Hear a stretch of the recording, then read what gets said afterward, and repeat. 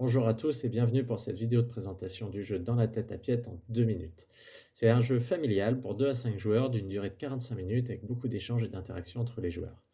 Piette Mondrian a décidé de peindre un nouveau tableau, mais plusieurs personnes à l'intérieur de son esprit en ont une vision différente. Ces personnes, ce sont les joueurs et leurs inspirations qui sont représentées par les cartes objectifs.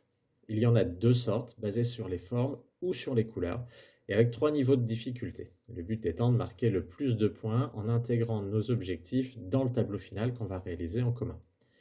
Pour réaliser le tableau, les joueurs ont accès à 13 types de pièces en 3 exemplaires et en 6 couleurs avec le recto verso.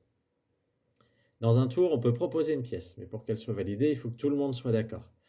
Ici, le joueur jaune propose une pièce bleue. Il la positionne pour marquer leur accord. Les autres joueurs posent un pion à leur couleur. Il est possible de négocier avec le joueur actif. Un joueur propose son soutien si on change légèrement la pièce. Si tout le monde est d'accord, tout le monde pose son pion, puis chacun reprend son pion, la pièce est validée, elle ne bougera plus. Le joueur bleu propose à son tour une pièce. Deux des adversaires sont d'accord avec lui, deux autres non.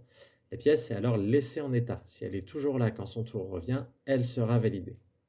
Un nouveau joueur joue, puis le joueur rouge, lui, tient absolument à changer la pièce noire, celle qui n'est pas encore validée.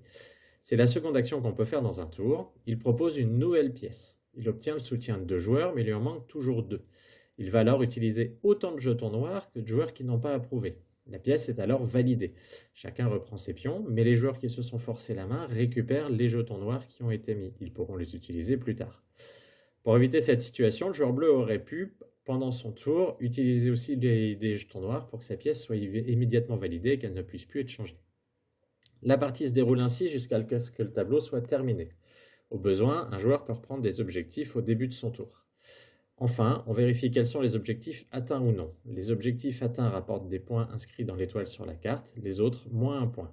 Les joueurs gagnent en outre des bonus pour leurs jetons noirs. Voilà, ça fait un jeu avec une joyeuse ambiance de négociation artistique autour de la table.